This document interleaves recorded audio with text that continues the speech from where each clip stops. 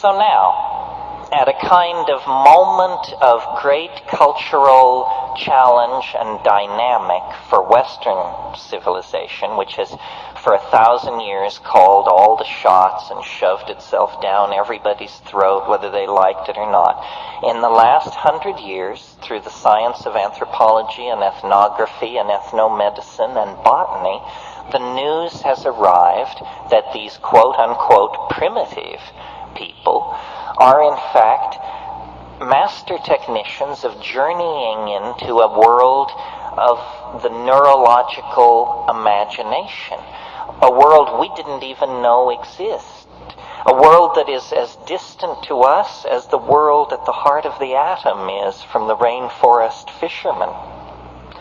And because our own cultural values seem a little shoddy at this moment, those on the fringes of Western civilization have begun to seek alternatives, begun to look at alternative religions, yoga, tantra, Buddhism, Zen, whatever, alternative approaches to diet, vegetarianism, macrobiotics, so forth and so on, and alternative approaches to authentic experience, which means psychedelics. In the early stage of psychedelic involvement, everyone was sort of flying under the banner of hands-on Freudianism or hands-on Jungianism. You know, we're going to see those archetypes. We're going to confront those sexual repressions. We're going to journey into those traumatic childhood memories. Now, it's understood, I think, that those metaphors were fairly inadequate, and that actually we stand on the brink of an unexplored landscape of planetary size. The world of the High Paleolithic, which is a Gaian world, a world of feeling, not analytical intellectual constructs, but a world of empowered feeling, empathy, and intuitive understanding, an understanding that doesn't arise in a context of Greek logic, but in a context of animal knowing, in the authentic mode of the body. So, just to bring it all around here, the great exhibit which we must always keep in front of ourselves and our critics is the mystery of the human mind and body. No one knows how it is that I can command my hand to make a fist and that it will do that. I mean, that's mind over matter. That's the violation of every scientific principle in the books. And yet it is the most trivial experience any of us have. We expect to command our body. We expect the mental will to order the monkey flesh into action, and it will follow. The body is the nexus of the mystery of life. And our culture takes us out of the body and sells our loyalty into political systems, into religions, into inanimate objects and machines, collections, so forth and so on. The felt experience of the body is what the psychedelics are handing back to us. That's why it's called escape, because it's escape from HBO, from walking the mall, from seeing what's on the tube, from consuming trash media. It's escape from all of that into the authenticity of the body. This is why sexuality is so edgy in this society. They'd make it illegal if they but could figure out how. It's the one drug they can't tear from our grip, and so they lay a guilt trip about it. But sexuality and psychedelics, by carrying us back to an authentic sense of the body, carry us back to the domain of authentic values. And more, the message that people are getting as they avail themselves of the psychedelic experience is that it is not a journey into the human unconscious or into the ghost bardos of our chaotic civilization.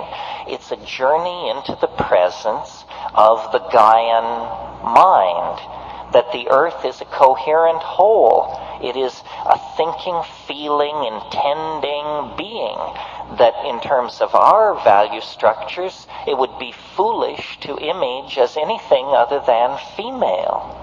And when cultural values created by male dominance and science and linearity and so forth and so on, when those values are dissolved, what is waiting there is this incredibly poignant experience of matrix, what James Joyce called the mama matrix most mysterious, nothing more than our bodies and the earth out of which our bodies came. History, as we have lived it in the West, has been a turning of our back on that. And now history has failed. Western cultural institutions, having become global cultural institutions, now show themselves to be adequate to inspire, lead, or carry anyone into a future worth living in. At this moment, then, this reconnecting to the Gaian mind becomes a kind of moral imperative.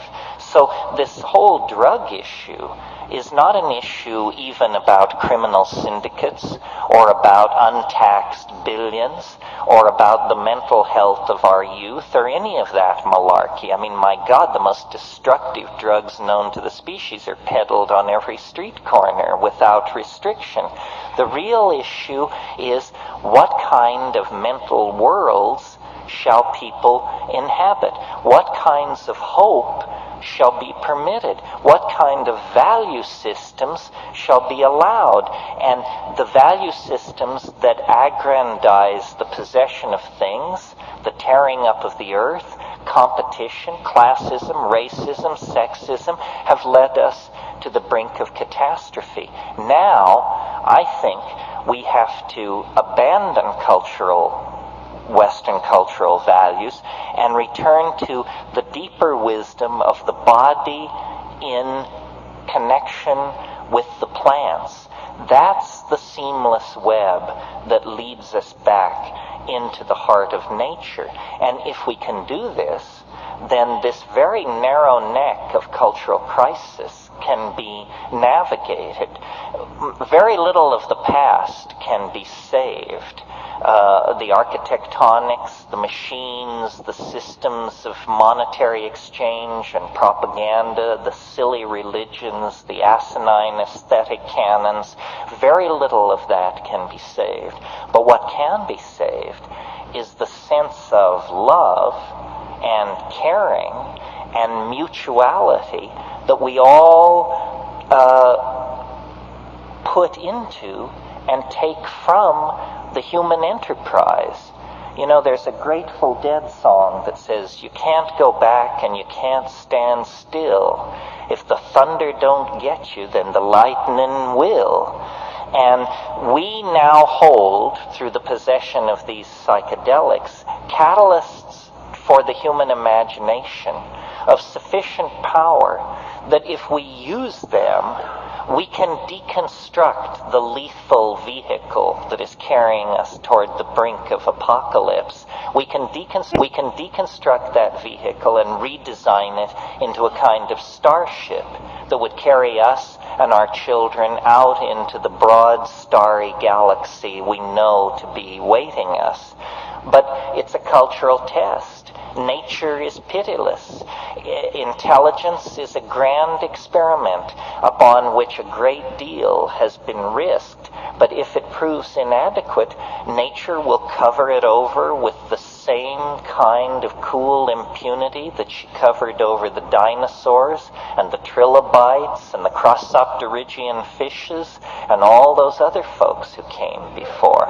So what we must do, I think, is see our future in the imagination, catalyze the imagination, form symbiotic relationships with the plants, affirm archaic values, and spread the good news that what is out of control, what is in fact dying, is a world that had become too top-heavy with its own hubris, too bent by its own false value systems, and too dehumanized to care about what happened to its own children.